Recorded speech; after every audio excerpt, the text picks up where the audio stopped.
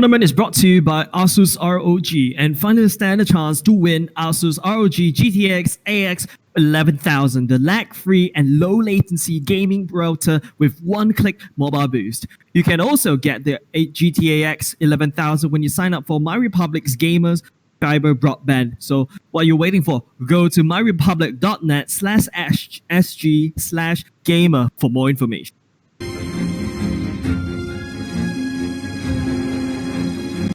Alright, welcome back, ladies and gentlemen, to game number 2 of the Indonesian's Losers Finals. We'll be looking at the Monster Inc. Esports versus Remo Batara. And you're joining me, my name is Chris. My name is Jays07, and Eris right here. I like how you had to recruit that back, but hey, it's tough living as a double life as a caster, and here we are on this fine Sunday. We just saw the first game, I believe, against, or rather between MyRepublic as well as us Esports. Obviously, MyRepublic, you know, picking up a very fast W in that matchup, and you know, what can I say? They have a better understanding of, you know, these metas draft. You know, they have a better understanding of what's the win condition, and you know, they definitely do look to be the more aggressive team compared to the rest coming into this I wouldn't say qualifiers, but coming into the season 2 of the MyRepublic Gamer Arena for the Indonesia side. Yes, actually, I would say it's a very decisive win for Remo Petrok early on. Just now, we saw it. The game was like around 8 minutes long, if I'm not mistaken, and yeah, something like that. Yeah, and basically, no offense to Ask, but they literally stumped Ask Esports early on just now, and this shows that they really know, like, this is a BO1. There's no time for you to be fluffing around. You've got to put your best card forward, and the best card forward would be to actually push on a early aggressive game. They play super aggressively with the Valer, with the Kibi. They know they don't need the items. They just have to farm the champions and then basically shut down Ask Esports earlier on just now. So yeah, now we're gonna see the lower bracket semifinals between Monster Inc. Esports and Remo Batara.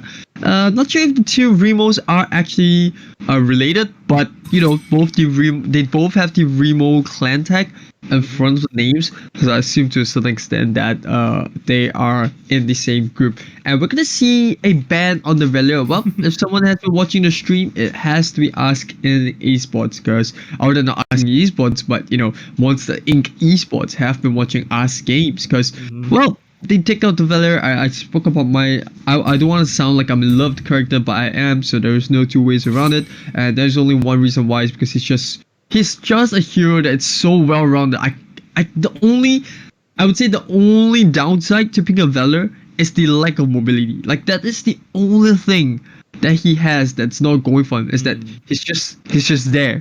There is no movement at all in his kit. There is no escape mechanism. There isn't a single thing in the world that's gonna help him when someone's on him, except for the fact that he has Searing Torrent. So he has his way around that immobility. That is kind of a difficulty for him when it comes down to heroes like Halkert, or even heroes like Kaja, when they try to get close to him to land in wombo combo.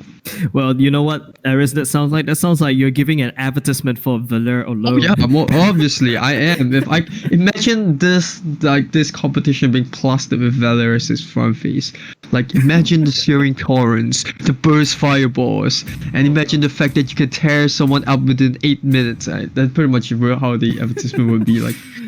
Yeah, and we're gonna see, like, it feels like they're really gonna ban low those early game heroes like the Selena, the Natalia, the Valer, the Claude. But of course, Claude is, I would say, the fastest farming marksman that we have in our roster. So Monster Inc. is going to be picking their first hero right now. Not really that would be the Kaja, actually. Kaja definitely need to wait for that level 4 power spike. Sure. They know this is the best of one. They have to try to close this game as soon as possible. Kaja fits the bill. Not only that, Uranus is still on the board, and with Valer getting taken out, you know, there is also the option of going for the Atlas. But so I was pretty surprised when the Kufra was actually picked, because Atlas would be a really good draft now. Like, Atlas is one of the strongest tanks. He's got the Fatal Link. He's got a lot of hit going for him, and it looks like they choose to go for the Kufra. So maybe that's more of a comfort pick for the side of Remo.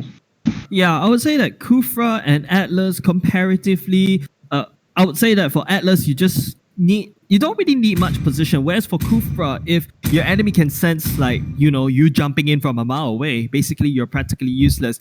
And speaking of early game, the Atlas is going to get picked for Monster Inc. Esports as well. So it's a lot. Basically, these two, I would pretty say, is the strongest tank in the meta right now, in my opinion. And the Cho as well being picked from Remo Batara, looking to close in the early game as well. I would say it's still remember that conversation we had in our previous streams. Cho and Kaja, similar in niche, and it feels like they're actually going to be picked for both teams.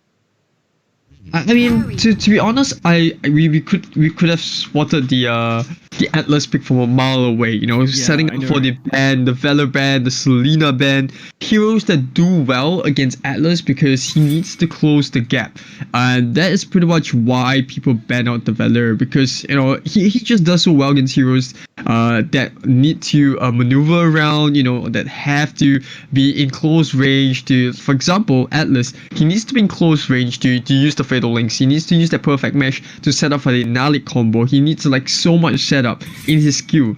So to a certain extent, Valor is a hard counter because with the Burst Fireball, the Searing Torrents, all these skills allows Valor to push the Atlas back and deter him from getting close to his team. So that's why I said I'm pretty surprised that Remo decided to pick the Kufra, because the Atlas was just there for the taking. You take the Atlas, you give them the Kufra, you still can pick up the Cho. If the Kufra comes in with the Tyrant's Revenge, you can just use Way of the Dragon, kick him away from the team. You still got so much in your kit that can deal with the Kufra that I just don't think it's worth picking up as a first pick. That being said, fair play to Remo. Maybe that's something they have been working out. They're comfortable with the Kufra. They know what works for them. So I'm not going to go too hard on it. They do pick up the carry. They pick up the Kagura, which, I don't know. I love Kagura. I have seen really good Kaguras in my time. And obviously, when the MPL was out, a lot of players also looked up to Kagura. She's a really bursty hero with the Yin-Yang overturn.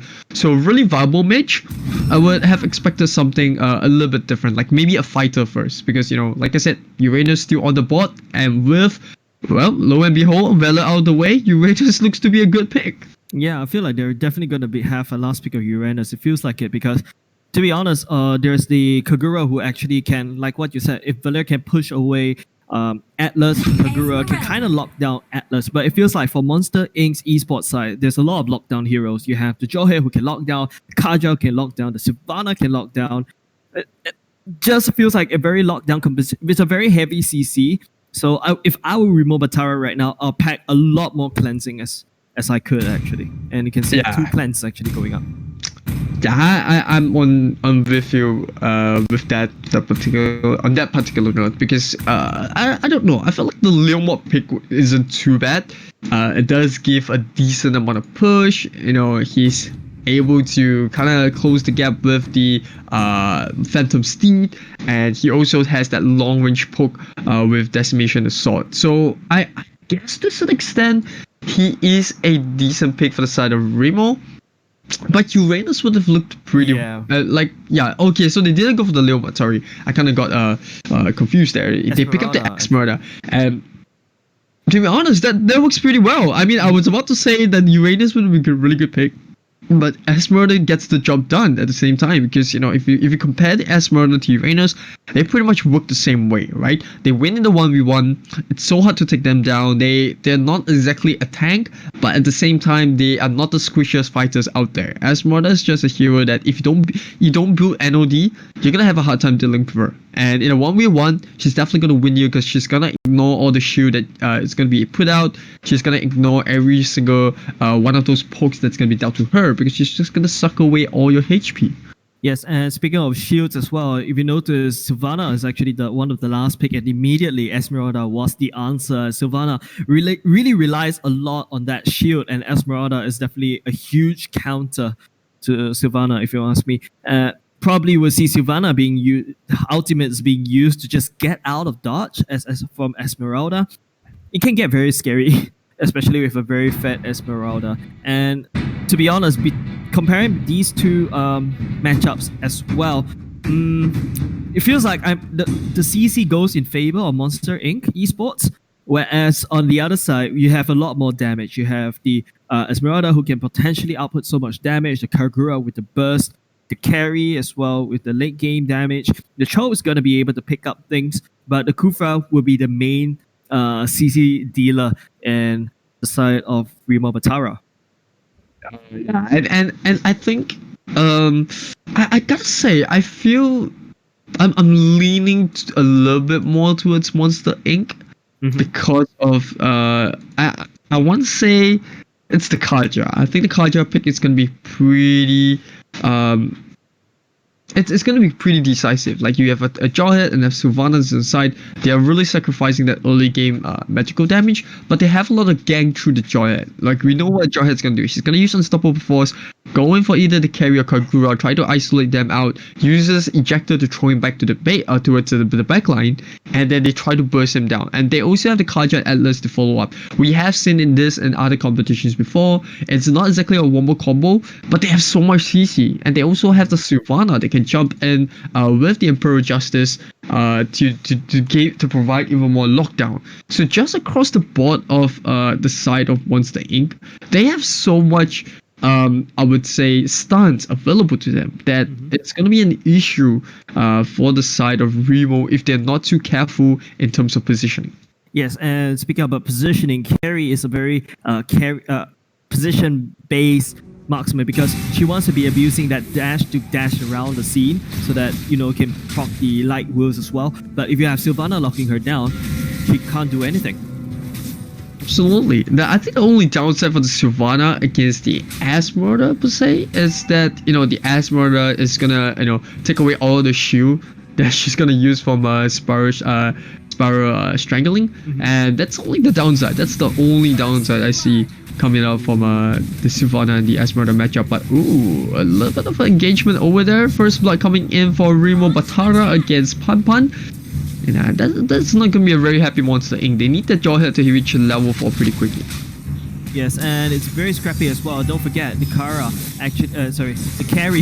has the bounty hunter as well. I don't know why Kara came into my mind. I have absolutely no idea about what. Oh, that is good. Tyrant's Rage jumps in, gets the CC off, didn't get the Bruno, but they managed to jump on him once again. I think it's a volley tackle in a wrong direction. Atlas comes in with the Fatal Links, stuns up the Esmeralda, but not enough damage to follow through. However, carry goes in for the re-engagement, will pick off a stray Kaja. And now they can make their way towards the Turtle Child coming up to tank up the damage for the carry. And I gotta say that was pretty good for Remo. I was pretty surprised because Monster Inc., they look to be ahead at the start of the engagement. Yes, and you gotta admit, the carry coming in at a very odd angle actually, not in front of the turret but from the side, and look at them contesting the blue buff right now. Yeah, they pick up the early blue buff, or the easy blue buff. They also pick up the Bruno. We saw that combo coming up on Chao, the Way of the Dragon, and this is what I talk about. I feel like it's the flexibility, or not the flexibility, but the comfort that Remo Batara have on the drop. That's the reason why they're kind of ahead. And I might be shooting myself in the foot when I say that Monster Inc. Esports is definitely more decent than Remo Batara, but like I said, if Monster Inc. knows how to engage, if they know how to stun up the members of Remo Batara, they should be winning these team fights because they have just so much more lockdown compared to Remo Batara have in the draft. They only have the Kufra, they only have the Chao.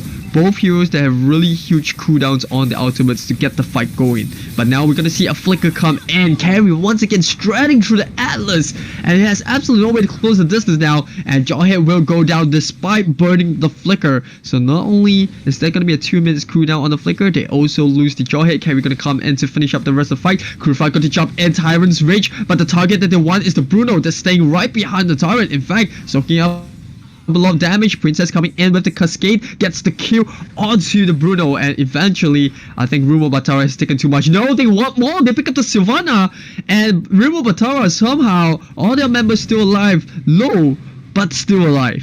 Yes, it's a really scrappy fight if you ask me. Remo Batara, they engage, they basically force Monster Inc.'s hand. They play this game in their hands as well by engaging it right. And don't forget, Monster Inc., their positioning is not in. The Bruno is nowhere to be seen. There's no damage. Even though yes, they have a ton of lockdown, they have all the CCs in the world, but if you don't have anyone to follow up with the lockdown, basically that's free reign. Look at Carry, a 603.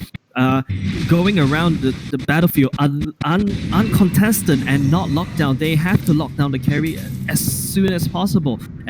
But they're not meeting that mark because that is the main target. Kufra is not Monster Inc.'s target. They really have to lock down the carry, especially when carry is actually playing super well right now. Yeah, I think they actually wanted to get the gank in. You can see the Asmund jumping in the falling star. Will not be able to find anyone there. But yeah, they at least force Monster Inc. back into the base, and they can force a fight down in the middle, which I think is gonna be a pretty tough fight for Monster Inc. You do see Atlas being out of the base. They will force them out of range, and they will pick up the tier 2 turret. And interestingly enough, yeah, I think Remo Batara, they look very comfortable in the draft. And like I said, I'm just shooting myself in the foot. Oh, Tyrant's Rage catches all true members out. The follow true comes in, and Kagura with the yin yang overturn, all in a good spot for her. Hand's gonna sweep up the rest of the fight. This 1v1, we all know who's gonna go. One more hit from Hand, sacrifices her life, but secures the ace. And wow, Remo Batara, what can I say? Oh, they just look so strong. Yeah, they're super decisive. If they're going in, they go in together, and that is really teamwork down to the core. Especially there's no look at them locking down not one of the main members of the main damage dealer. Yes, that's a Chol going down, but that's not going to be enough because they have a very fat carry right there on the other side for Remo Batara. They really have to crowd control that monster going in and out of the team fight. I think the carry first skill also plays a huge role. If you actually land that first skill in a very good spot where it catches all 5 of the champion, that is basically very hard to deal with. Have you ever tried moving around in the carry first skill? You're gonna be slowed so much you can't really move around, and that is probably preventing Bruno getting into position, in my opinion.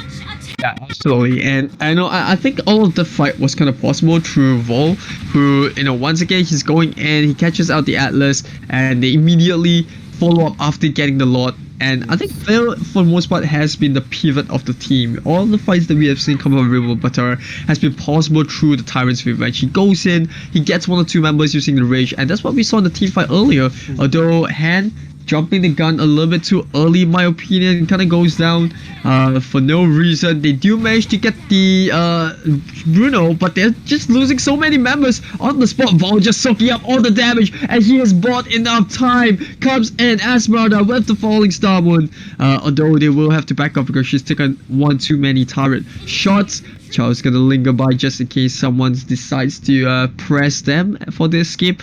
But yeah, going back to the point before that kind of mini skirmish went on, I think Vol is the most important driving force between Remo Batara's team fights. You see him go in, and like the previous team fight, he catches 1 or 2 members out using the Tyrant's Rage, and then he just set up so beautifully for the Kagura for her Sime umbrella open into the Yin Yang overturn. So, the damage output is just so scary.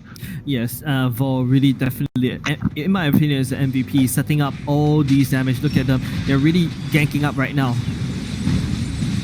Yeah, and we're gonna see a fight happen right now. A double kill coming up for the Bruno, and I fear that Remo Batara, they might have gone a little bit just over their heads. They went in without the Asma, they went in without the carry, and now they lose 2 members for it, all by the courtesy of Kukang Karawang, who had the perfect fatal link to bring both the members into the turret.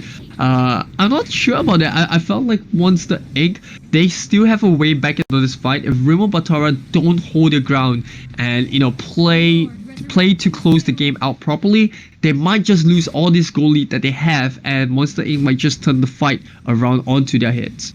Yes, especially when right now, if Remo Batara were to make all those careless mistakes, like the carry is nowhere to be seen, the Kagura goes in a little bit too early, kind of overestimating her own damage output. Don't forget, most of the damage output is actually from the carry right now. It seems like another team fight going in. Yep, absolutely. Esmeralda just soaking up all the shield coming out for the Kaja, gets the Stardust Duns going, and they have absolutely no counter towards her. They lose the Jawhead.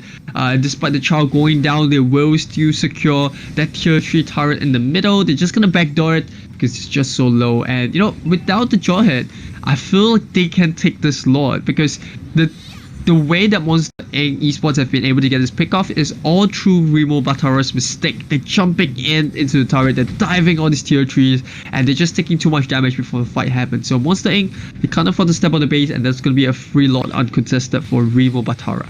I think Remo Batara, Carrie feeling very confident, very happy for herself. She bagged like 13 kills with the Bounty Hunter. Bounty Hunter paid for itself a long time ago, and now just soloed down the Lord on her own while her teammate basically buying time just to like give an impression that, you know, my carry is just going around doing her own business. No Lord, we're not doing Lord. And suddenly from Monster Inc.'s window, they see like the Lord going down, and probably I would say if I were Monster Inc. right now, I'll be trembling. I would be like a lot charging down the mid lane, you know, carry the super farm up, and you know, Remo Batara finally getting their act together. They jump right in, they get the Kaja, Fatal Links out already, but they have absolutely no way to bring this Asmer down. They're just sticking up all the damage from those turrets, and now Remo Batara is free to just go into the base and end this game. Well, Remo Batara is your lower brackets rather finalists, and they will be going up against none other than Ask Esports. Wow, that is very, very decisive fight. They kind of play. I would say that Remo did a little bit of careless mistakes that kind of gave like Monster Inc. a little bit of time, but that is not enough time as Carrie just went on going to solo the Lord, just trying to close this game extremely out. You know what? This has to end now. They've had a lot of fun with the Bounty Hunter being maxed out, already overpaid for itself. So you know what? Carrie just gonna go and take the Lord and then take this game in a very decisive win, I would say. Yeah, and I want to point out an interesting build on the Esmeralda. You can kind of see the build she's going for. It's really tanky.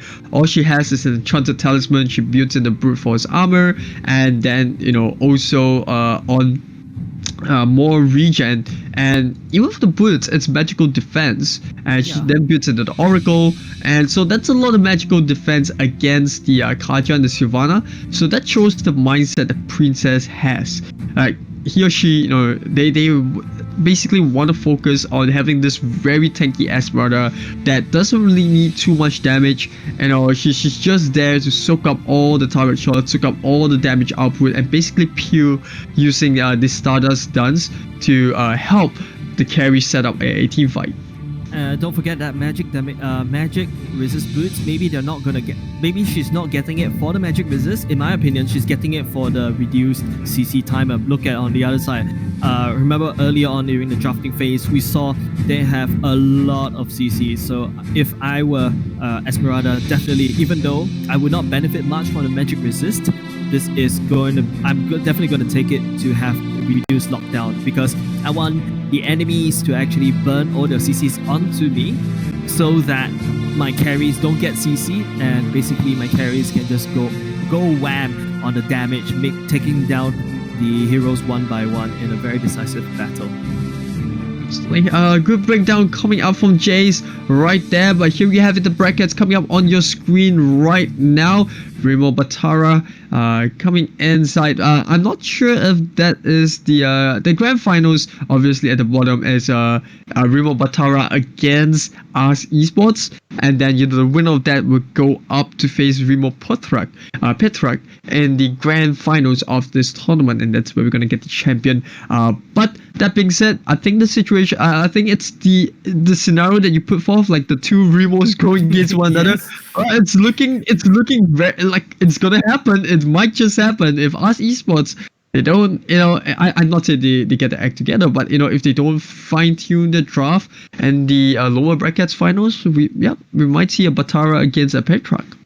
Yes, and I would say that it's actually kind of interesting to see like both Remos going at each other, and then both the casters be like, you know, Remo, wait, hold on a second, they're both Remos. And I think even before we actually started the stream, basically after we saw the teams, And I was telling Aris early on, just like, hey, you know what? What if we get two Remos? And they were like, yeah, that might happen. Yeah, it's gonna be a nightmare for us. But they do have different second names, or rather, P-Track versus Batara. So I think it's easier to differentiate them if the grand finals does happen. And obviously, I think Remo they should be pretty happy with themselves. But before that, we'll go for a 10 minutes break. When we are back, we'll come back with the game between us Esports and Remo Batara, which is the loser brackets finals.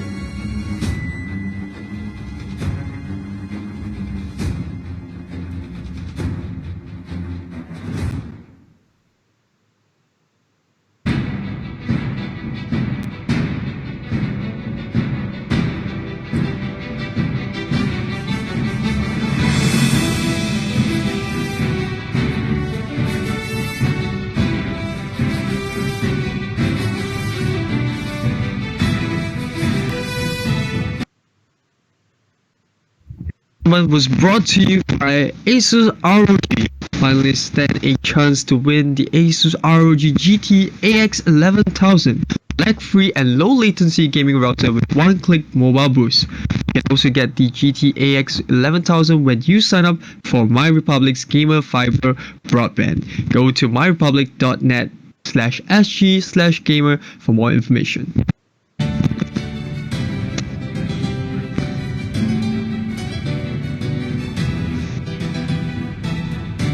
Alright, and we are back for the MyRepublic Gamer Arena competition. We are now into the loser bracket finals, and this is Aris as well as Jace. Hello, Eris. Hi, nice to see you again. And you know what? Let's just hop into the draft immediately because I am actually dying to see how Ask Esports is going to face Remo Batara, because early on in the day, we actually saw Ask Esports go ahead against Remo Patrick early on. Now they're facing Remo Batara again. Yeah, absolutely. And I think it's gonna be different. It's actually a different Remo, and so there was actually the loser bracket final, so they were against Remo Pitrak, and then I don't know. I feel like the draft was kind of iffy. You know, they actually went for the Hellcat pick as their main carry, so it was very different. Like I would have expected something like a Lilia to replace the Aurora. I think that would have worked really well if they didn't want to go with an MM build. They needed something to fill in the gap, that early to late game gap that they needed to go into the late game transition to pull off the wombo combos that they wanted to. But that being said, we'll see how they do. Maybe that was just a test, just to try something out, because they, even if they win Remo Pitrak, they still have to, you know, beat the winners of the loser brackets one more time. So maybe to them, they just want to experiment. They want to see if that draft could have won them that game, and, you know, hold the cards close to the chest. But hey, it didn't work out the way they wanted to, and now we are gonna seeing them defend that chance against Remo Batara. So they banned out the Valor and Kaja. Well, really smart. They learned their lessons coming in from the upper brackets semi-finals. That's all I can say. Yes, I totally agree with what you said right there. A little bit of litmus test gone wrong, but speaking of litmus test gone wrong, they probably understand that, hey, you know what, I've got to win the early game. And you saw Natalia being locked in almost immediately, and on the other side you have Selena and Hylos as well. Selena, very super early game, so we're probably going to see a very fast game, in my opinion. But don't forget, if you drag this game too long, Selena falls off and then Natalia falls off, and we're probably going to have going to an extended game, depends on which marksman they pick. Don't forget, Remo Batara already taken out the Claude, so you have the Grandeur, you have the Carry, and hopefully we have a Leslie, but you know, what am I saying? I mean, there's still a lot of MMs, like you said, available, and I was about to say that Kimi is out there, and you know, true enough, RC Esports, they pick up the Kimi, and we have seen this coming out from none other than Remo Pitrak in their game against RC Esports, where they picked up something really early, you know, heroes that just so good from the get-go. Like level 1 Kimi has the highest range out of any heroes in terms of basic damage. She doesn't really need much items to build up. She just needs a glowing one. She can take part in team fights. You know, she's got a burst skill to maximum charge. You know, energy transformation just adds more AoE to her damage, and you know, she's well, whether you go magical damage or physical damage, like either way, it's good. And that's why, you know, people built into the glowing wand as well as the blade of despair, because it makes it so hard for the opponent's tank to build defense, because you can't exactly just build magical damage, magical defense, because Kimi's gonna burn you down, already kill you with the blade of despair. You can't exactly go just pure physical, because then, you know, the glowing wand and all that magical damage scaling in the kit is also gonna shred you apart. Yes, I remember back then, all the way long time ago, when Kimi was super popular. She was like one of the top bands, you know, when she was just released, and I think it took Munton actually like a long time to finally strike the balance between OP. Yeah, because Yeah. it's really hard to balance Kimi. I were to say, if you balance Kimi too hard, she kind of lost that, moving around and shooting. But that mechanic itself, in my opinion, it's kind of OP. She can shred turrets. She can shred basically almost anyone coming in. And if you want to fight against Kimi, the only thing you have to do is to actually jump onto her almost immediately and take her out of the equation from team fight and move on. That's how I would say to take out the Kimi. And it seems like they're gonna ban Ask Esports banning the Hellcat, not wanting to repeat the Hellcat pick again from the previous time last time. But Yeah, I guess so. Yeah. Going back to always, a little bit of a concerned look. I don't know about the Aurora pick there, but like I said, maybe it's just. Maybe it's a pocket. Maybe it's a one trick. We haven't seen the previous game, so I can't really comment on that. But as esports, they look pretty comfortable with what they want to go for. I think there are still Hanzo. I would have not guessed a Hanzo pick. He is highly picked in a very high tier mythical glory games, and the reason being is that he at level 1 he can pretty much steal an opponent's buff from the get-go. So I guess that's why the Hanzo was kind of picked out. I feel like it's a very niche pick. Yes. People that play Hanzo, you either do really well on them or you Really just bad. completely feed the opponents. There is no two ways around it. It pretty much, that's how Hanzo works, right? You try to go in, you try to use the Demon Feast to steal the opponent's buff in one shot, and if you fail, then you're gonna be in a lot of trouble because you're not gonna have that early game advantage. You're not gonna be able to scale well into the late game, and at very high tier game, like for example, if us esports really do pay attention to the map, they can kind of spot out Hanzo's real body when he's actually using the Amino Habakiri. I think that's how it's pronounced. Yes. So so I think that's gonna be a bit of an issue, and that's about it. Yes, to be honest, Hanzo recently got a reworked. Same as, I think it's the same period as Natalia, where they both assassins got reworked. Before the rework, Hanzo is kind of utterly useless. But right now with the rework, I think they kind of change up the second skill when he's in his demon mode, where basically the more hits he lands, the longer the duration that thing is. So what Ask Esports have to do is not to clump up as much as possible, so that Hanzo doesn't get that very juicy second skill going down. And I played Hanzo a few rounds. The second skill is kind of tricky to actually land in a right position. I remember Hanzo. My early successes rely on Hanzo was when he was facing Pupo and Copa. Basically, that's like a few more champions that sticks together, and that's basically one way to extend his second skill duration. And don't forget, right now he can actually has a gap closer to chase down the enemy and also do a ton of damage for his first skill. And I would say that is a very good rework. It kind of pushes him to the limelight again, but I'm not seeing a lot of players actually picking him up as of yet. Kind of like having a trauma for what he was before. But like what you said, there is no in between. There's no in between. It's like off stream we had a little bit of conversation about Uranus. They're basically the same type of heroes. You either do well, you completely destroy your opponents in the lane, or in the case for Hanzo in the jungle, and you completely take the game over. You prove to be a headache for a lot of these team fights, or you just become a super minion. You become a super minion. You push towers, and that's all you can do because you're not up to scratch. You can't get enough farm. But here we are coming to the game. No kills as of yet. I think Hanzo did manage to get the steal. He's at level 5 at this point in time, and they're probably gonna get the first blood onto the Kimi. One more hit should do the trick.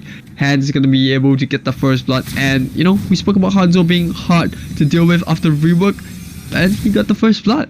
Yes, and he's also holding on to a bounty hunter and execute. So if this Hanzo, I'll have to go around and try to farm from heroes and not basically farming from the jungle. And speaking of which, there's another engagement right now happening in the mid lane. Yep, Esmeralda going into Falling Star Moon, they get the kill, and not only that, they also isolate the Atlas away. But Natalia, sneakily pushing onto the top side. Remo have to be really careful about this one, because Remo Batara, if they do not pay attention to this Natalia, she's gonna be able to push even down to tier 2. They get the Abyssal Arrow onto the Atlas. That is gonna be easy to kill. Val showing his tongue there, just to a little bit of a banter to his opponent.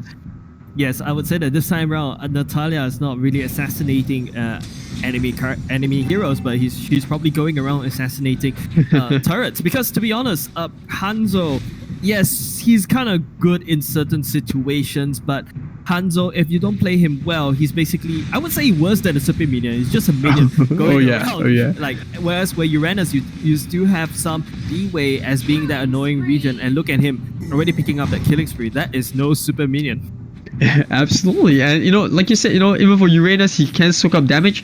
For Hanzo, but you definitely do not want him in the front line.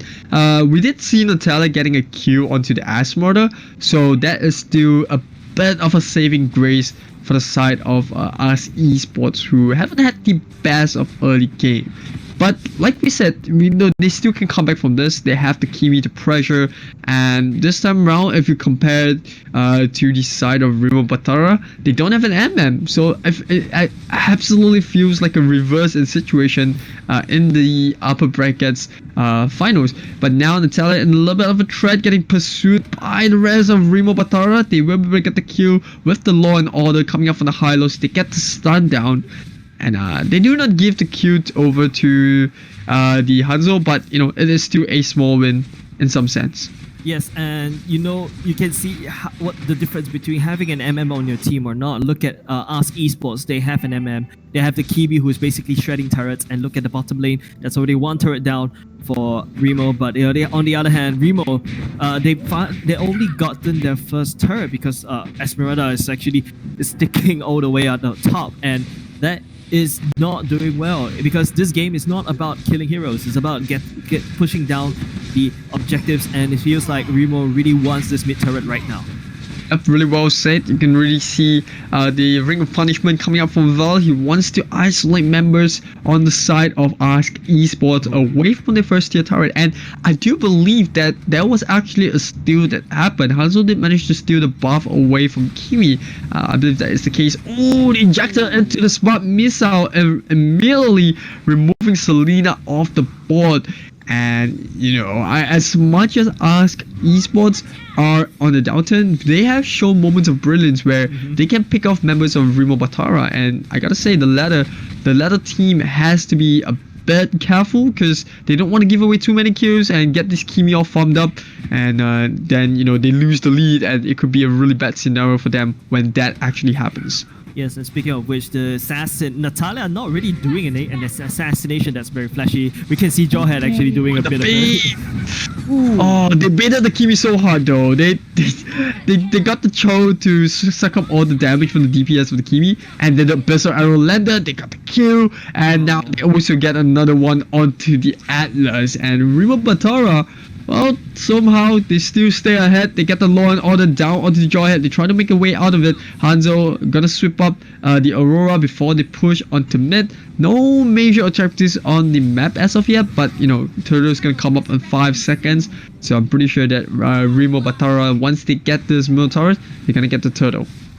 Yes, and really, makes it feel like, as a marksman, that's a really scary jungle. You have the Jawhead, they can literally, you have this Lina that could just like cut you down with the Abyssal Arrow, basically lock you down in place, and then you have the Cho to basically set up the gank, the Esmeralda ultimate to basically lock you down. That is not a very safe jungle if you ask a marksman main.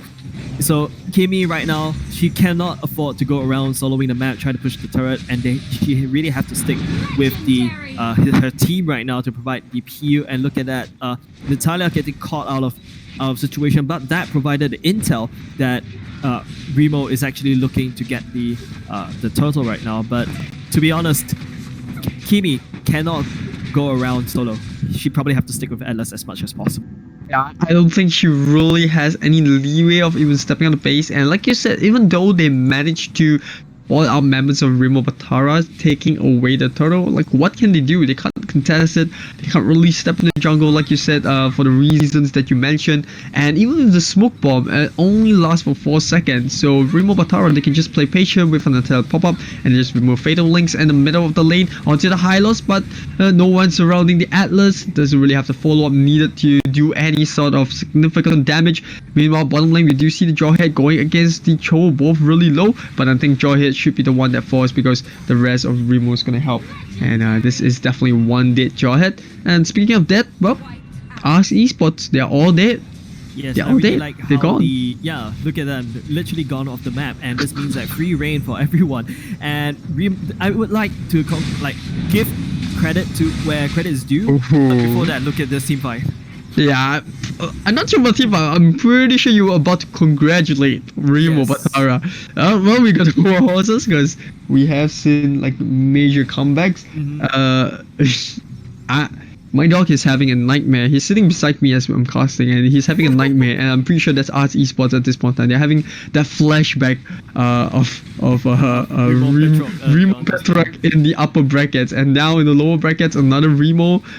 Feels like a deja vu at this point, Yeah. and my dog definitely feels that for them. They lent the episode arrow onto Kun, but no follow-up there coming out from Remo. I think they are taking the time, making sure that they don't want to make the same mistake as they did in the previous engagement where they dive a little bit too deep and give away needless kills. Atlas is just extending a little bit too much. Like, he's going in, but the rest of the teammates is not around there, so therefore there's no follow-up. As you can see, Hanzo's just gonna pick up another kill, and then look at Hylos just chasing down the Kimi. It's just trying to chase down the Centaur, just trying to chase down the Kimi. He nearly beat Almost. YBL, but Yes. the maximum charge, the initial damage didn't kill the Hylos, but I think the damage from the glowing wand over time did pick up the kill. Hanzo gonna be protected by Selena, good abyssal trap as well. That's also a combo that we didn't really talk of, like putting the abyssal trap onto Hanzo's real body when he's in demon form, and it makes it even harder for the side of us esports to go and gank Hanzo's real body, because even if they find it, they have to risk a member getting busted down by Selena when they go for the kill. Yes, and I was about to congratulate Remo. Look at them, very decisive game. When they go in together. Whereas on the other side, Ask Esports, they don't really commit very nicely. Atlas basically landing a very good fatal links, but the problem is that there's no follow up. Kimi is still away.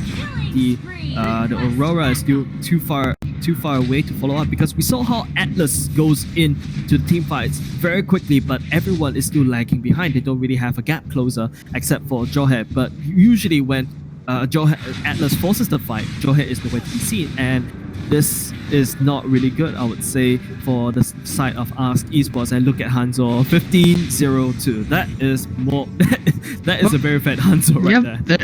It's a very fat Hanzo. I think fat is an understatement. He's pretty much obese at this point in time by feeding on also many all of those heroes on the side of Ask Esports. And I come back to the point that we made in the game against Remo Batrak, where you trying so hard to pull that one more combo off, picking up the Aurora every single game, going for the Atlas, trying to go the Fatal Links in the Cold Devastation, and it just doesn't pay off. Remo Batara is just too good to see through that ploy, and they get individual heroes that do a lot of damage. They get the Hanzo, a really fast killing hero, and now it looks like it's pretty much GG at this point in time. Remo is just enjoying this game, and he's BMing a little bit before they actually end the game for good. Yeah, you saw like how Aurora basically landing the combo on Esmeralda, and Esmeralda just gobbles out all their ultimate like it's nothing. But it seems like the Lord is actually going in the favor, trying to actually close up the game, but it feels very scrappy. But Hanzo are definitely going to be the cleanup crew right here, just gonna try to buy some time for the Lord to take this game for Remo Batara. Wow, very decisive win. Still a very decisive win for Remo Batara. Not only that, now we will see the unison or the reunion of the both the Remo teams, and now it's gonna be Remo Patrak up against Remo Batara in the grand finals. I remember it's gonna be a best of 3, so slightly different as compared to the lower bracket finals which we just saw. And I mean, Honestly, James, did you feel like at the start of draft that Ask Esports could have won this game?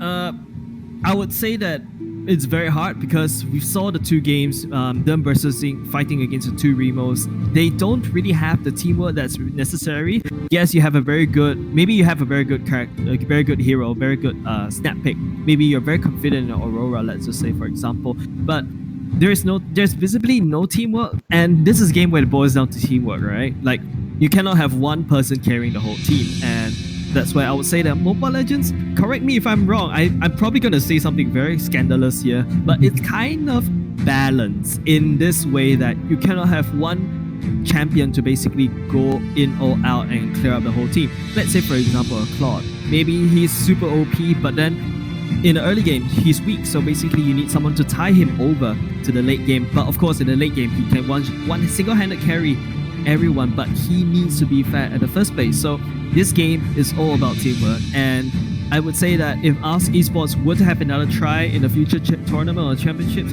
they've got to nail down this teamwork. When Atlas goes in, they have to follow up. There's no follow-up, no damage dealing, so therefore, I think not really. And in fact, when I saw the matchup, definitely, I'm actually looking forward to Remo Petruk and Remo Batara facing off together again. And it feels like probably something they've done very often as a team, where they'll fight among each other as practice round. It feels like this next round, if it's like it's basically like a what's that called? A deja vu for them, like a practice round. But this is the best of 3. We're going for 10 minutes break, but when we are back, the grand finals between Remo Petruk and Remo Batara.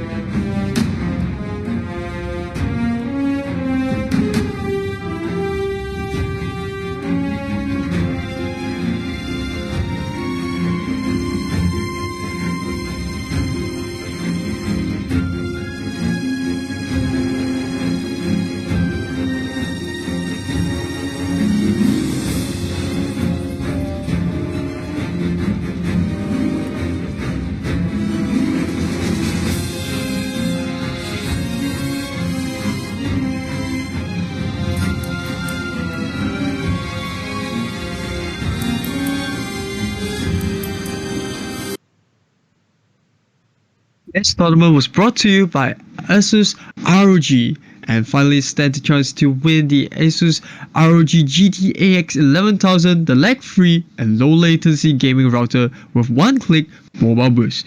You can also get the GTAX 11000 when you sign up for MyRepublic's Gamer Fiber broadband. Go to myrepublic.net/sg/gamer for more information.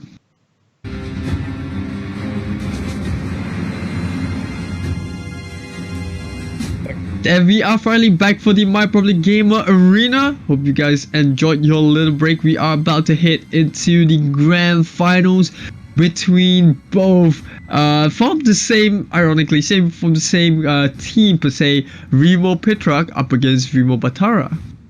Yes, and Eris, this time around, if I'm not mistaken, we are going into having a BO3, and I bet for these two teams that we're about to see right here, this feels like a practice. This might feel like a practice round to them because, you know, as a team of people, the players, they kind of play. They have to play together to, you know, try to beat each other. But of course, now they'll be like in a. If I were them, I'll be in an awkward spot. Okay, I know your strategies already, so whatever you're gonna pull, I probably know it already, so I'm really excited what kind of heroes they're gonna pick later on. Totally, and we're just waiting for the teams to get ready. I think the draft might be beginning a little bit soon, but I want to talk a little bit more about, you know, what the teams are getting ready. We'll talk a little bit more about the grand finals and how we actually led up to it. You know, obviously we saw Ask Esports in the first game of the day losing out to Remo Petrak, and I felt like they persisted with that Aurora pick. You know, they were kind of persisting with that wombo combo to set up with the Fatal Links, and obviously it didn't work out. But you know, it's an issue of what if they had put off the combo? What if everything went in their way? That could have been really devastating, because you just look at the damage output that they have coming off in the lineup. It can actually achieve quite a bit of damage if their whole, like in terms of the wombo combo, was actually successfully carried out. Yeah, I totally agree with that. But right now we're hopping into the drafting phase for Remo Petrak versus Remo Batara, and wow, the Claw's getting banned already. I mean, like it felt almost instantly. And speaking of the Aurora pick early on just now, where you were sharing, right? Aurora, kind of like a single target CC, but at the same time you have a devastating ultimate. But it's really reliant on the shot. If the ultimate lands down, you stack the ultis well. I think today definitely there will be a different outcome. In my opinion, but it seems like right now Remo Petrak on the blue team, whereas Remo Batara on the red team, and Hellcut is going to be banned as well. Yep, feels like a target ban. You know, we did see a Hellcut pop up, but that was for Ask Esports. So I'm sure that these two teams, like you said, are really familiar with one another. It might be another case of, right? Yeah, it's just a high stick scream, right? Nothing too serious, but just a couple $100 on the line. So I'm sure they definitely do want that prize. So I'm not too sure how they will actually approach this first game. Is it a game where they already know what they're gonna draft? You know, is it a game where they just testing each other out? You know, maybe they have been secretly coming up with a formula to go against one another, but they haven't really shown it to their friends. And so we'll see how this one goes. But we do see the Hanzo pick coming through. The Vela gets picked as well, and I'm sure that the blue side is Remo Petrak. I think that is Remo Petrak, and then the Remo Batara is the one that's on the red side. Yeah, I think it is as well. Another like, I thought they almost locked in the link before they actually showed. No. Yeah, I thought they almost, because you gotta admit, Hanzo not really picked often, so I feel like that is one of their like back pocket picks that I don't really show to my teammates, and then all of a sudden, just in case we have to go against each other, hey, I'm gonna bring out the Hanzo as well. And the Kufa going down for the other side, and Atlas is still open. Probably gonna be picked by the blue team. I guess the Hanzo isn't, like, it's a pocket pick to an extent, but you know, it's no secret that Remo Batara did pick up the Hanzo in the lower brackets finals. So I guess like they're just not gonna have this to like play around. They really want to win this game. They pick up the Hanzo, they pick up the Selena, two heroes which they did pick up against Ask Esports, and they're just gonna pick up against Petrak in this game. Most likely we'll see the same I would say same type of picks coming up from both teams. I don't think they really want to experiment around. We do see both teams picking up the same heroes they did in their respective games, and I'm sure that we might just see either Claude's been banned out, right? So Carrie's been banned out, Kimi's been banned out. If you think about the other heroes that's available, there's Granger, there is a Bruno, and these are pretty much the two heroes that you want in a hyper carry meta where heroes that benefit from a lot of farm early game. Yeah, and it could be for Petra actually going for the hyper carry if you ask me, because look, Valer doesn't need that much gold, the Jawhead doesn't need much gold, and it feels like the Granger gonna go in with the look at that very beautiful skin. Really a fan of Granger skins. Makes it feel so the Lightborn skin is nice. I mean the Lightborn, if we're on the topic of skins, I think the Haru's Lightborn is pretty good. In fact, the whole Lightborn series, yes, all look pretty like they're swagged out. It's very clean. It looks very pristine. There's a sort of like aura around that white clothing on heroes. Yeah.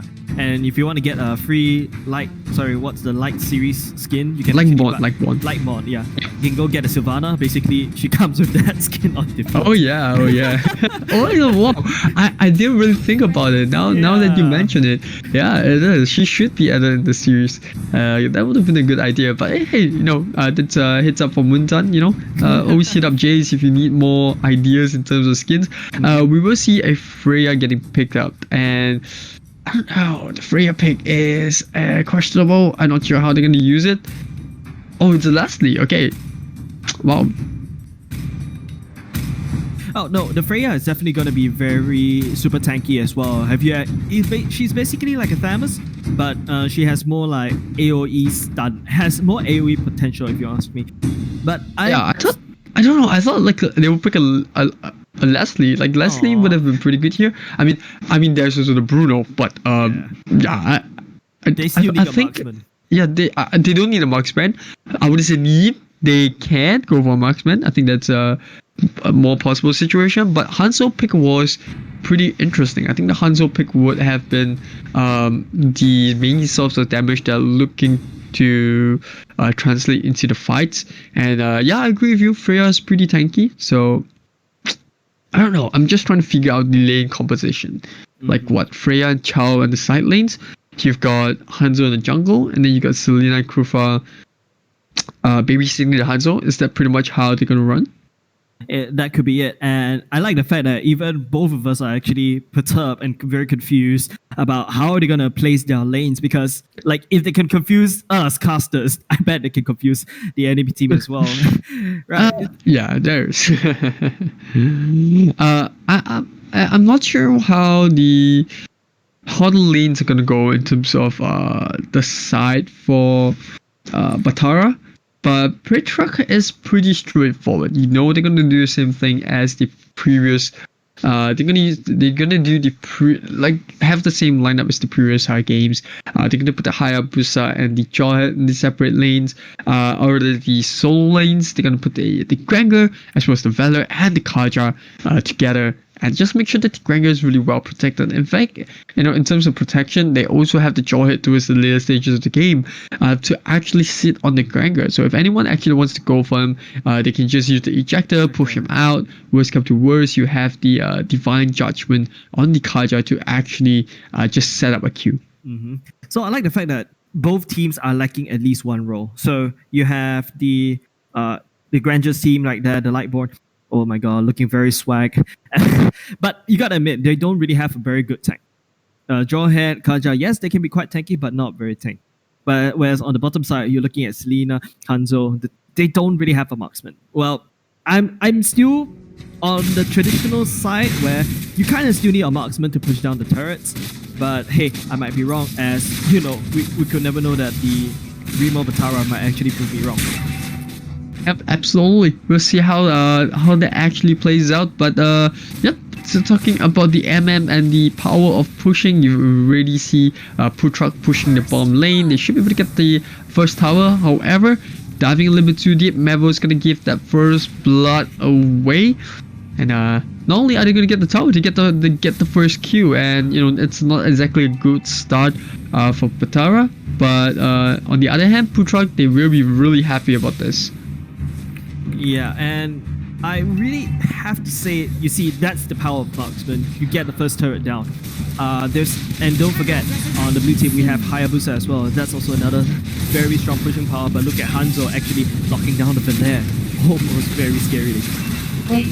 The Velo did go down, but you know they tried to say that Kaja went down. You know, you spoke about the lack of tanks, and it's definitely starting to show. They lose the Jawhead in the process, and I mean the Jawhead can soak up a lot of damage if he does go for the full tank build, but you know, given that he's playing this hyper carry role, he's gonna have the mask, he's not gonna have any farm, he's gonna give it all over to the Granger. So we could be seeing a very late game if Remo Patara do not push in, and if the side of Putrak, if they can actually hold on to this game, then it might be. I'm just gonna use blue and red since we don't really. So I'm just gonna say blue and red. I think it's a lot easier for the viewers at home. And so both the blue teams team. are Remo. Yeah, correct. That's the tough part as well to distinguish the two teams. But I know if the blue team does manage to hold on as long as they can, it will translate into a battle game for them, because then Jawhead's gonna have a lot of items. But we do see damage coming out. Death Sonata onto the Chow, dropping really low, going into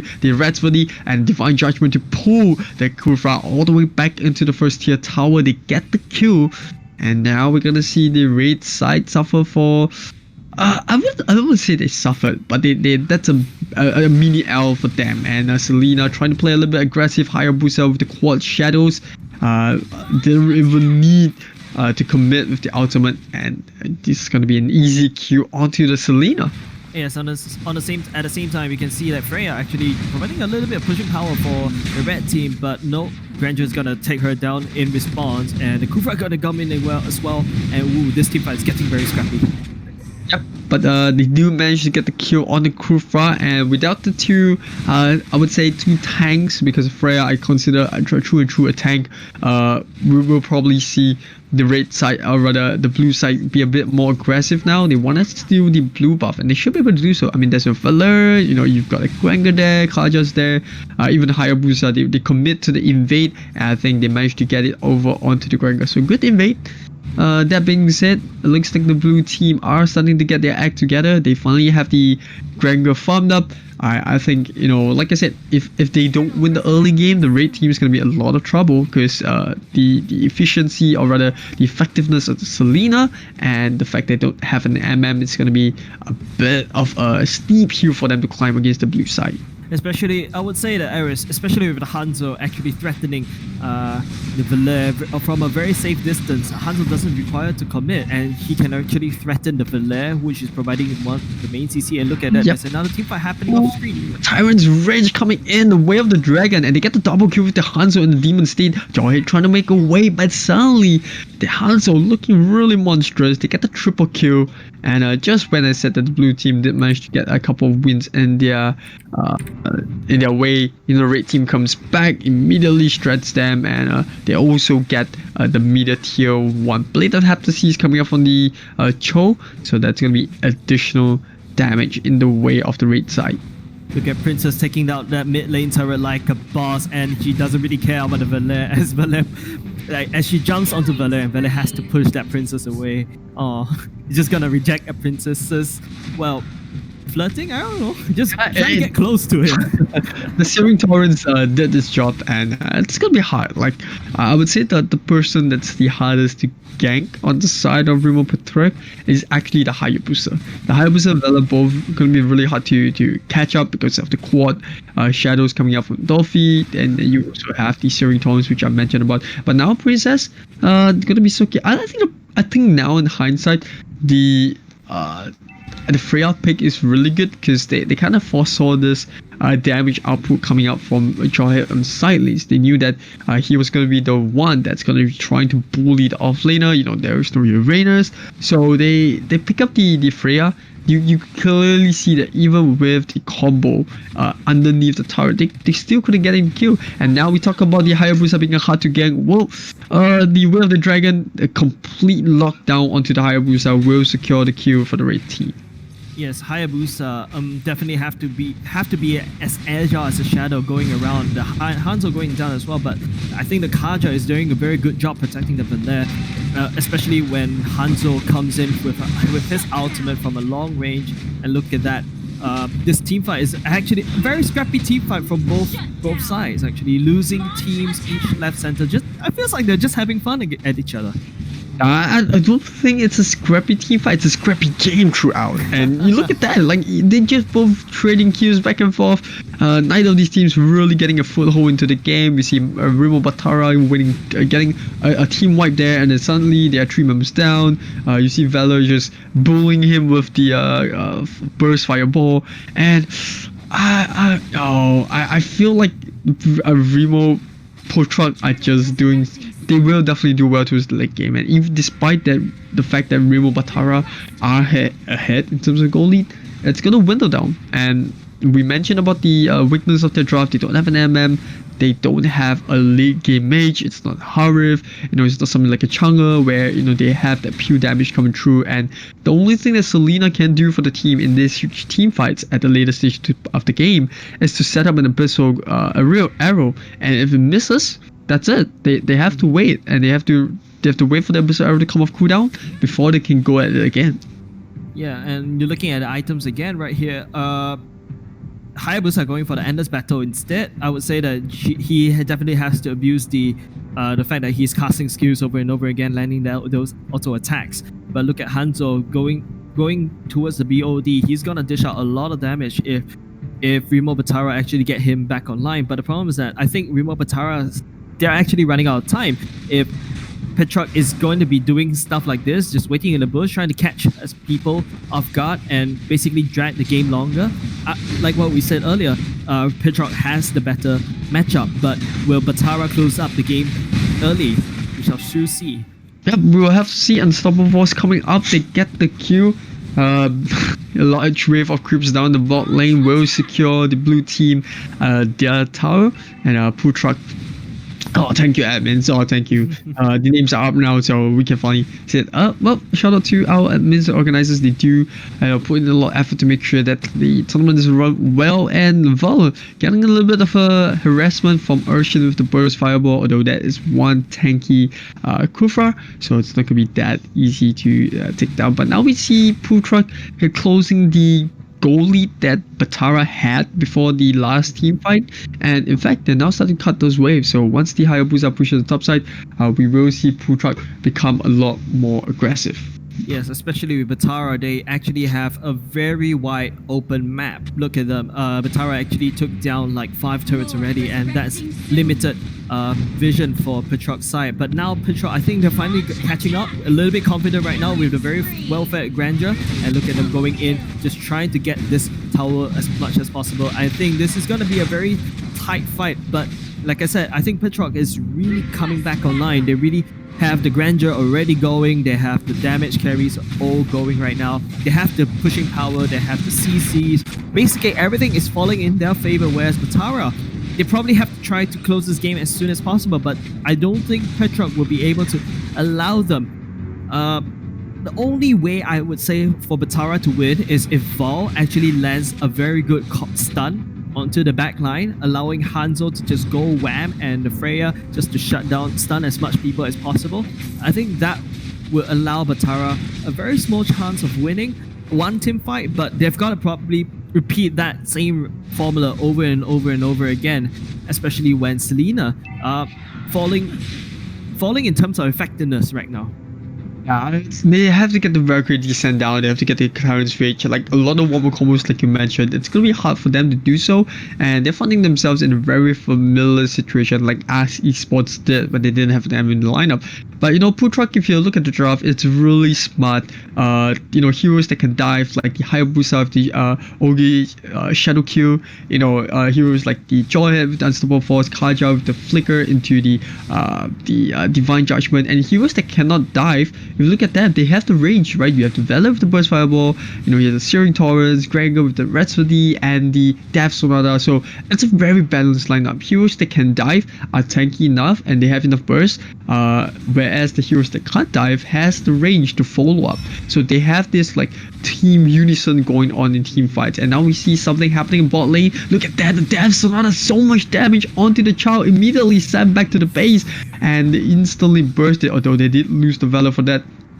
Alongside the Kaja, so I can't exactly say that that's going to be a huge win for Petrak, but we do see Gregor. Oh, look at that, look at the damage, 2.1k onto the Freya, and despite the Freya being tanky, she will go down. And Petrak, I think this might be the first time that we see them pull ahead in terms of goal lead by 5k. They're basically slowly inching closer to a better gold lead right now. Because look, I think just now we saw that very nice landed Absol arrow that actually costed Veler's life, and well, but to be honest, the Granger is already well fed right now. He's already built into a defensive item. When a marksman actually goes into a defensive item, you know that he's actually way ahead, and therefore it takes longer to kill him. So this means that the Granger can actually afford to play a little bit more aggressive than he's already been, but we've already seen he's gotten very aggressive in the mid game already. And can you imagine a well-fed Granger being super aggressive in the late game? That is going to be devastating for Remo Batara. Yeah, Rich Jaya just trying to be a harassment to Batara as they were taking the raid buff there. I don't really think that he had any intention of going into a fight. But yeah, I think Remo Batara for the most part, the only thing they can do now is kind of defend and try to catch up members of Petrak who might be a little bit too aggressive. Other than that, I really don't see like Remo Petrak throwing the game away. Like, it's just so tough, and it's very much like the game where us esports were against Remo Petrak, and we kind of criticized the draft, had a little bit of a joke with having no MMs and Aurora pick and such, but Remo Batara, they're finding themselves in that very same spot. Yes, and to be honest, look, if Remo Batara were to actually team-wide, let's just say just in case Remo Petrak was wiped out the map, there's no pushing power but the Hanzo, but then the Hanzo and the Freya doesn't push as well as a Granger and a Veler. Veler can wave clear very quickly. The Jawhead with the smart missiles going around just clearing the wave. Pushing power wise, Remo Petrak is still better than Remo Batara, and that is not good, because even though if you achieve a team wipe, so what? It's actually harder for Batara to climb back up. Yeah, Initially, they have the. It's a team wipe, then they will be able to push because they can push as a team.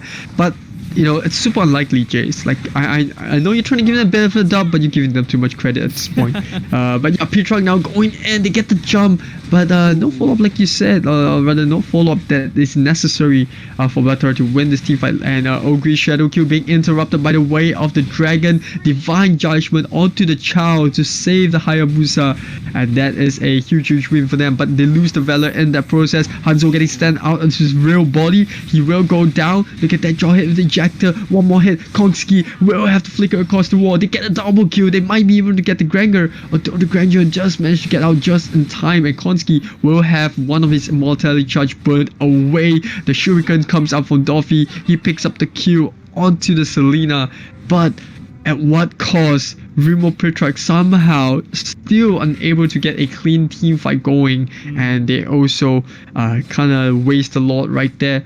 That being said, Dolphy did manage to get the raid buff, and he might be able to put a bit of damage onto the top tier 3 tower. Yeah, Dolphy being like the damage control right here. Oops, I lost the team fight. I would say that Granger played a little bit too aggressive just now and basically dove into the enemy base, and therefore giving the Freya the opportunity to just mop him up, and that will definitely cost Petrak a little bit.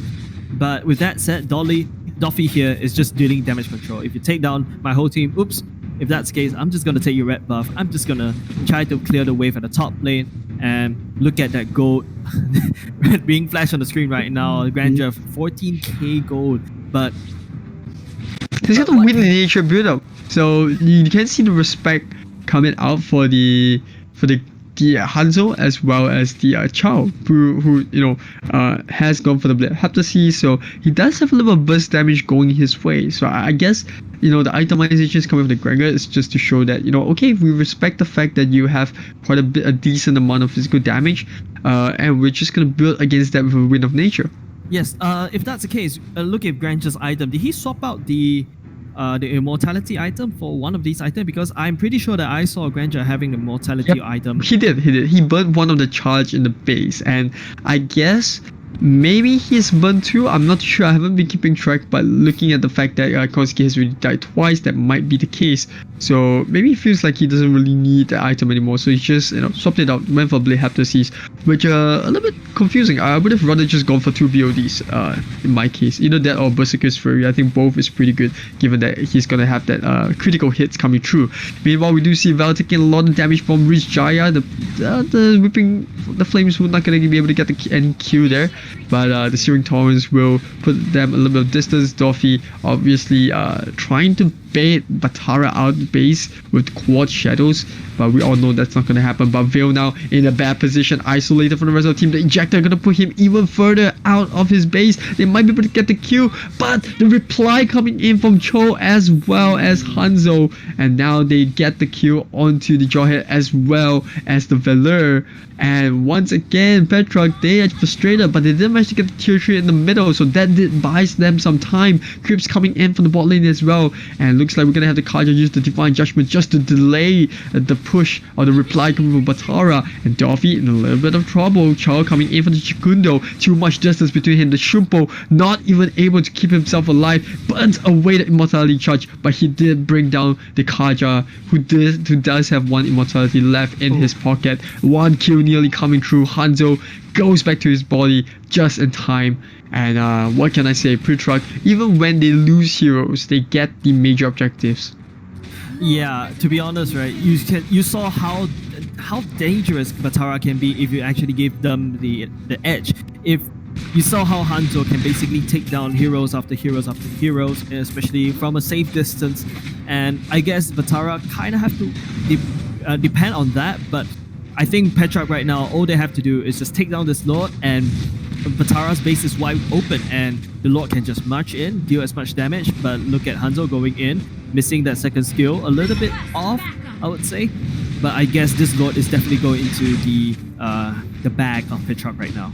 It's hard to say. Kufra, he's obviously waiting for the right time to jump into Timeless Revenge. They might want to contest it. The Lord gonna knock them up, and suddenly Batara, they commit to this, and you do see Timeless Revenge onto the back line. Both teams having their tanks taken out instantly, and now we're gonna see Kaja as well as Konski try to back off from this. We spoke about this before. Batara now, they get a 3-man wipe, and now Ryu Chao soaking up the damage from the Velour, just trying to buy space for the rest of his team to close the distance. But the Searing Torrents a little bit too much for them to handle.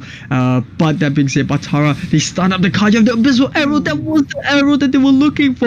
And Melagris, she set it up so perfectly. And now Batara are looking to end this game. We talked about the lack of power push, but it has come true. They get the knockout, they get the base, and they will pretty much get game 1 against their fellow teammates. And wow, what a comeback. Exactly. Oh my goodness. I would say that, we feel initially the whole game it feels like, Petrarch is gonna win. Petrarch is gonna win. But all of a sudden, Batara with that surprising Lord steal by Hanzo, and then just basically sweeping the turrets one by one. And basically, if you notice, they don't really need the Lord. They just need a team wipe, and they could just end the game very quickly. And that is a comeback, a very tight battle, I would say, but definitely a comeback for Batara. Definitely surprising me. And wow, that is actually a very tough fight for Petrarch. Yeah, absolutely. I felt like, Petrarch, they were kind of forcing the Lord a little bit too much. They could have just got someone to split push, because they do have a Hayabusa, and I'm very surprised that up to this point in time they haven't used the Hayabusa to its fullest potential in terms of split pushing. That would have been a lot more better for them, because there wasn't really someone on the side of Batara that could stop the split push coming through. that being said, Petrock, they committed to the Lord fight, they got taken out, and that is the risk of getting team aced against the lineup of Remo Batara because of how effective they are in terms of ganking. And we spoke about the Selena not being effective against towards the late game, and I spoke that the only way she can contribute to team fight is landing the Abyssal Arrow, and boy, she landed so many arrows there. 2 in the Lord Pit, 1 in the middle lane to catch the Kaja out, and the moment the Kaja went down, I was like, okay, that's pretty much it. It's GG.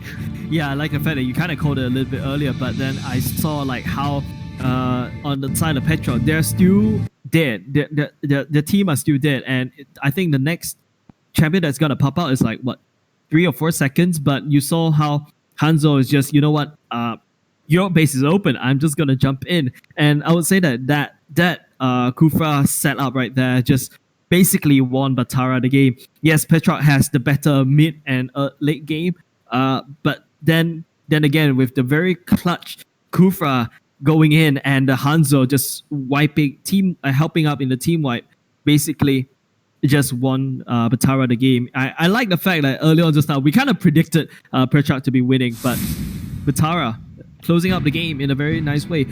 Petrock definitely bought too much time for them. You know what I'm trying to say, yeah, absolutely. We're still waiting for the teams to go into the lobby. We will begin the second game very shortly.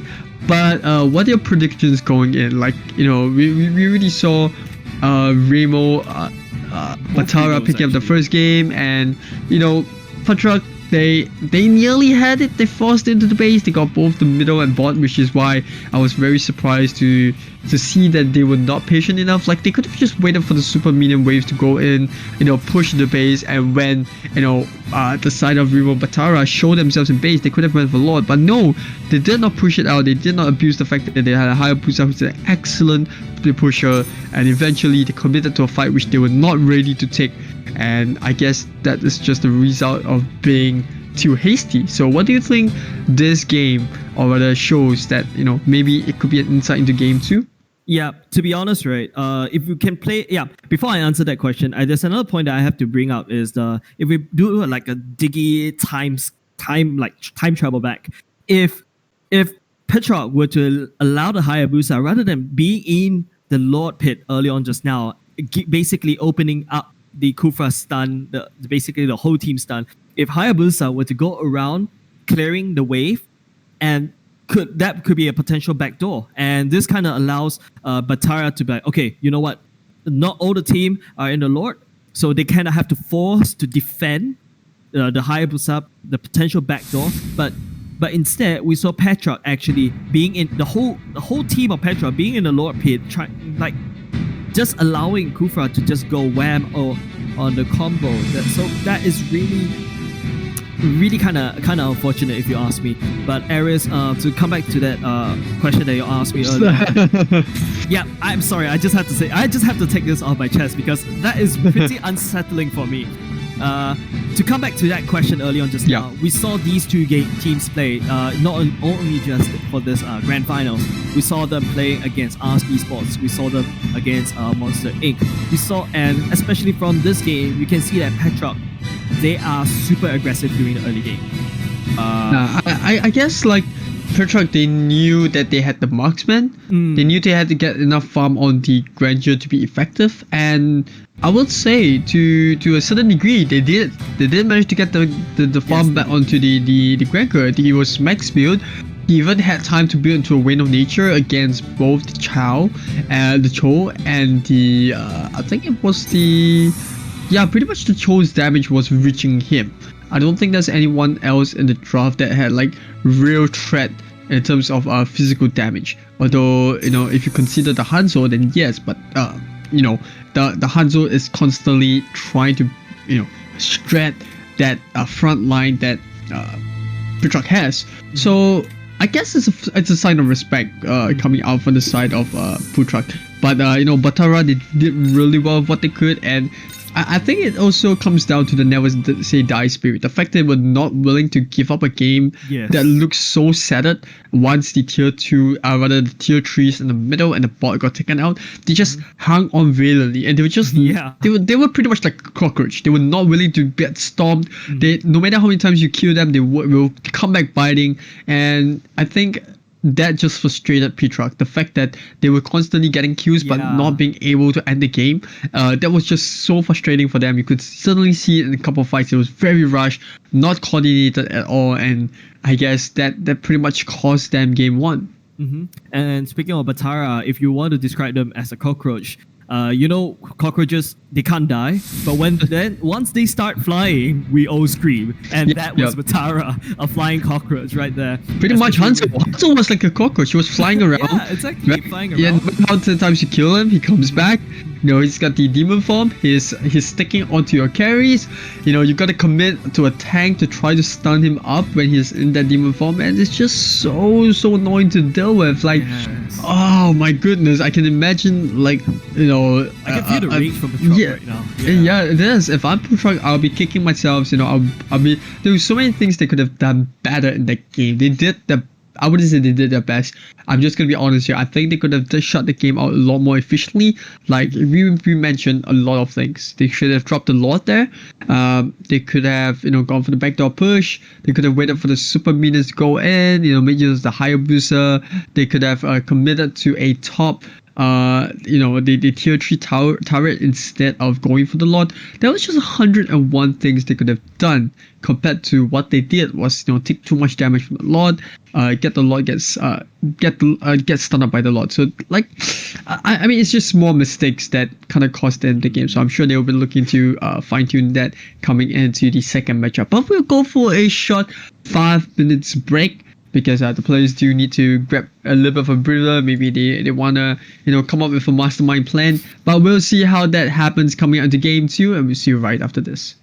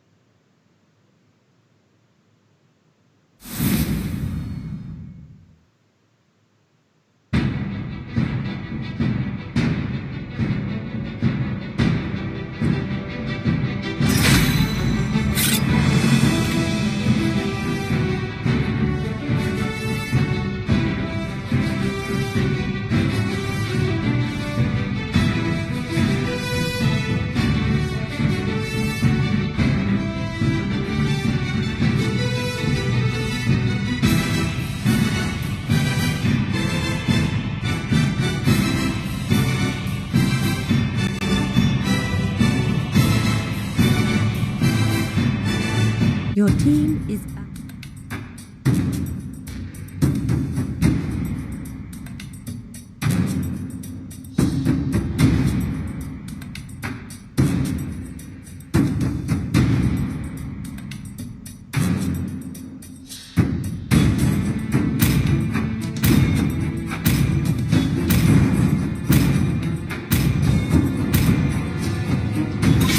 Your team is banned. All right, ladies and gentlemen, we're going back into game number 2 of Petrarch versus Batara. These two are from the same team as well, and we saw that very decisive, I would say it's not very decisive, but it's a very scrappy win for Batara right there, doing a bit of a stealing of the Lord as well. And yeah, we're hopping into the drafting phase already for game number 2.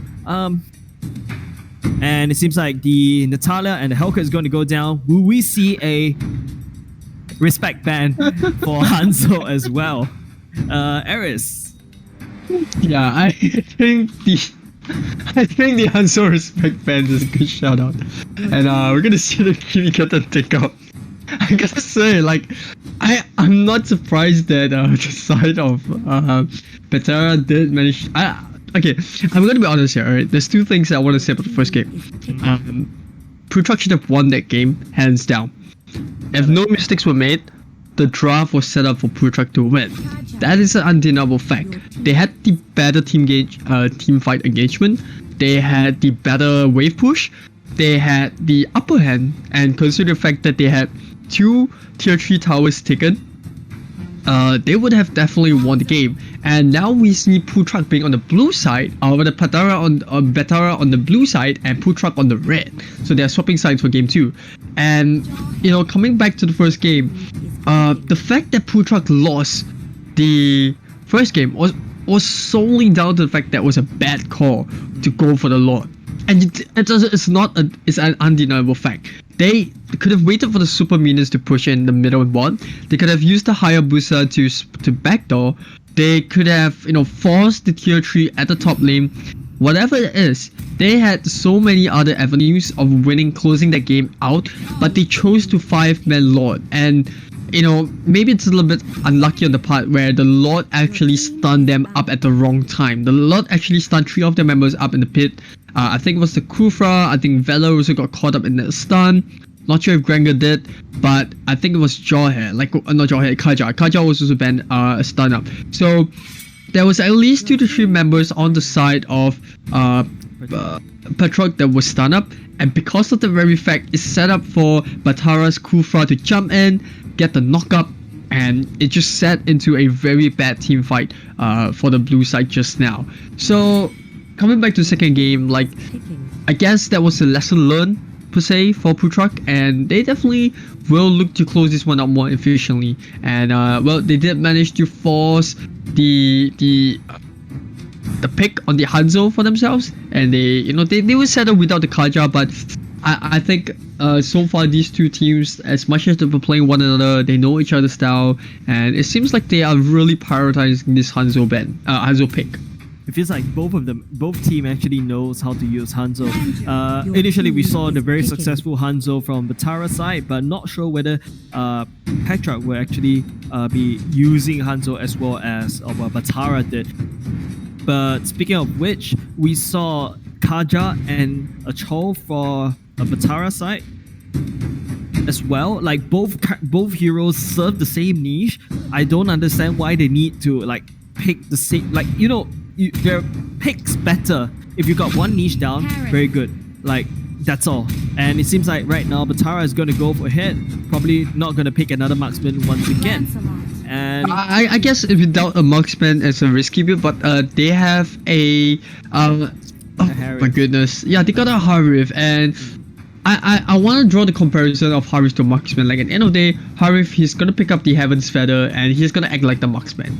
Because of the low cooldown on the skills that he has, he's gonna definitely proc the Heaven's Feather passive very, very often. So I can see why they choose to go without marksman, because the Harif will fill in that role, and we should often see the Zaman Force allow him to abuse that proc. So I guess to a certain extent they don't need a marksman if they pick up a Harif. And this is also one of the things that I point out for us esports in the upper bracket funds. Remember before they picked up the Aurora, I kind of mentioned that they could have gone for someone like a Harif, and that would have been a lot better. Yes, definitely. And on the red side, Petrok actually going for the Grandeur once again. The Hanzo is going to be picked, and Esmeralda as well. The Esmeralda probably going to do very well. If I'm not mistaken, Harif actually has a shield, right? Once he put down the Zaman Force or something. Yes, and that is where Esmeralda is just going to eat all of that up. It's going to be food for her. She's going to just immediately kill the Harif, and that is just a excellent, splendid counter right there. Counter. It's a hard counter. Yes, and the fact that they immediately pick up Esmeralda almost instantly after Harif actually goes down. And Hanzo in the hands of Petrok, like I said earlier, we see how efficient Batara Batara is with the Hanzo, but it feels like they picked him out almost immediately if they don't ban him away. And don't forget, you have the Grandeur, you have the Jawhead, you have the Valer.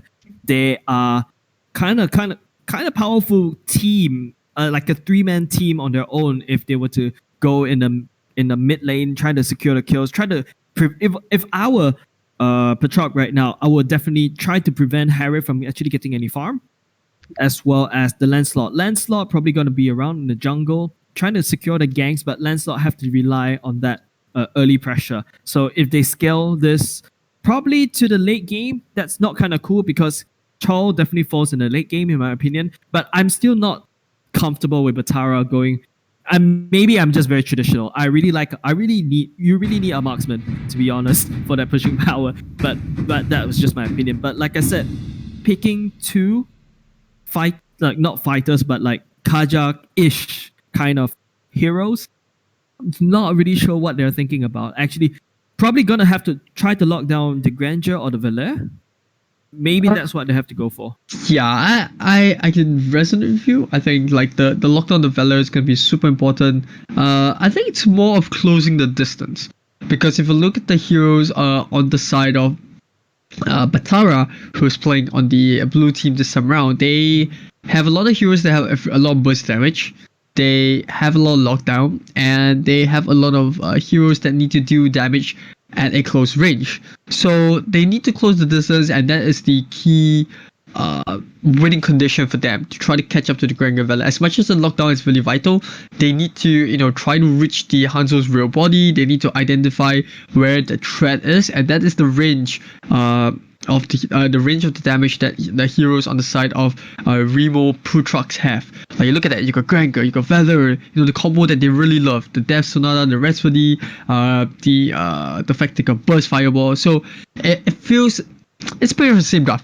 Same stuff, different game. That's it. Yeah, but I would say that same stuff, different game, but they're facing like a different thing. It feels like Batara is throwing up like things that we don't expect. The Lancelot pit, the Harith pit, that's not picked the whole day, and we actually haven't seen how Batara can use it. And I like the fact that early on just now when we see they're actually going against Ask Esports, they actually picked the Hanzo as well. That kind of in a sense throw me off a little bit. And I would say that Batara, they have the basically the part where they're very unpredictable on their side, like how they look at that. Oh, sorry to cut you there. That was just that felt like my detergent on dirt on my shirt. It's like bam, and the dirt is gone immediately. The dirt sonata instantly, and the crew was like. God, I was actually distracted. I'm like, that was a very good last hit from the Death Sonata by Kongski right there. Yeah, and I think I kind of stopped the train of thought.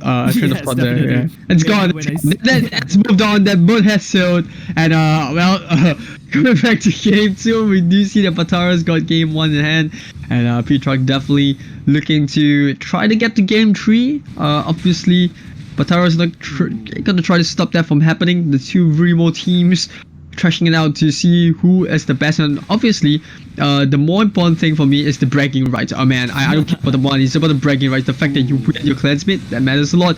And with this Ethereal Searing Tower is coming up from Urshan, it's gonna keep himself alive. Well, although he did manage to stick up on top of him with the magic ball, but there was no follow-up, but they get the ejector, and instantly the child goes down. And Remo Putrock definitely a lot more aggressive in game 2. Yes, I think Remo Putrock definitely have to end the game earlier as soon as possible, because they cannot afford because I think they know they kind of make careless mistakes once in a while, but you saw that very clutch ultimate from Val as well, stunning 3 of the damage carry, but that's not enough because Batara doesn't have any follow-up, and that is going to cost Charles' life earlier. And it seems like right now we have a very scrappy team fight as well going down. Harry's going to pick up the Jawhead kill, catching them slightly out of position. But I would say that Putrock definitely, they can make these small little losses, but once they actually scale that out of control, making the wrong call like in game number 1, Batara is just gonna jump over them, basically like what you mentioned early on, flying cockroaches over them. Pretty much. And well, I want to point out, while Putrock did lose 2 members down and mid, they didn't lose like the core. I think they lost like a Valor as well as a Jawhead, but those 2 are not the core. At the end of the day, they want the Granger and the Hanzo to be farm up, and now they're gonna take a fight. They're in the middle. Richard jumping really low, and looks like they want to bail out of this. Jawhead, no way out. They get the kill. Kaja's gonna pick up the 1 onto the Jawhead. Valor now trying to use the burst fireball to keep the distance. Chow really defending the mid, somehow gets out at the very last second, and despite Batara picking up the kill, Putrock will gain the control of the jungle, and now they want to go onto it, but they lost the Valor in that process. Esmeralda still being kept alive, Divine Judgment coming through, but she's sucking up all those shields, but it's just not enough. They get taken out, and can't really confirm. I didn't really spot who took the turtle, but yeah, But Putrak did manage to pick up a tier 1 and net. And I was just about to say before the team fight happened, while they lost the Jawhead and Valor in the previous incident, they also managed to pick up the tower and the bottom lane. So Putrak just being very objective focused at this point. I would say that you really like how Petrock is actually going for this time around. It's like, okay, you know what? Let's not fluff around. Let's not kerfuffle around. Let's just actually get the objectives, push down the turrets, because in the end of the day, this is not just, you know, kills. But like I said, like what you said, the main core of the team for Petrock lies among the Grandeur. The Grandeur is the main damage dealer that they definitely want to protect. He's actually not down. He's only 202, and I would say that there's a little bit of a mistake that Petrock did in that previous team fight. This allows Batara to just clamp onto them. They definitely overstayed their welcome, and Val is just going to scout out almost immediately, but that Val is out of position where Grandeur pick up another kill already. And ooh, look at that bottom lane. The Lancelot ulti going down, and ooh. Yeah, they tried. You can see Petrock, they tried to take the fight there, and they should have just backed off. You know, getting to kill the Chow should be good enough. You know, back off. You already won the fight. They didn't really have to commit into the invade, but Batara definitely capitalizing on Petrock's mistake. And as of now, although Petrock is still up by 1k, we have really seen that Batara have closed onto the lead that they lost. And not only that, it's also possible for Batara to come back. I know we've been hyping Petrock up, we've been saying that the first team's loss is due to their mistakes, but we cannot take any credit away from Batara. At the end of the day, they are a very good team, and that's why they are in the grand finals. And we do see in some instances where the Harif does provide a lot of damage, it has happened, and they have been able to close the gap between them as well as the core of Petrock. The only issue is they haven't gotten like a real impact onto both the cores, which is the Hanzo and the Gregor. And so the question comes back, will they be able to close that gap? Very hard to say, but Val really playing that Kufra very well. You can see how Val tried to strike try to divide Petrock into two very well with the jump, and then kind of force the core to kind of disperse, run away, doesn't want to get CC, and then Harif would just go down, lands his Zaman Force, and just go wham with the damage. I would say that Val really have to play very well as a Kufra. If he doesn't land that CC, the jump, the bouncing around, all this kind of stuff, that is definitely not going to be good. Right now, team fight going in. Chow comes in for the Chukundo. He gets the kill immediately on the Valor, and without the Valor, this team fight is going to be pretty hard. But Asmar is going to fill that gap. Gregor goes down. That is the bulk of the damage of Putrak, and they recognize the fact that they do not have the capability to continue fighting, although Rich Jaya has something else in mind. Jumps into falling stone, instantly gets stunned up by Vil, and she backs the heck out of there. No can do, says Esmeralda, and she will be alive. But Putrak once again losing another team fight. Batara, this Harif, is looking a lot more dangerous. He's already picked up the concentrated energy, so even without the shield, the fact that Rich Jaya can ignore the shield coming out from the Harif, he still has sustainability in, and that he has the lifesteal from concentrated energy. And don't forget that Harif has already picked up the Feather Heavens, am I correct? Feather Heavens and the Calamity Reaper as well. He has 3 core items, but on the other side, look at the Grandeur from the other team. He only has the BOD. He's slowly building towards an endless battle, but maybe perhaps the jungle damage item is going to help him out just a little bit. But Harif already picking up like 3 core items. That is a very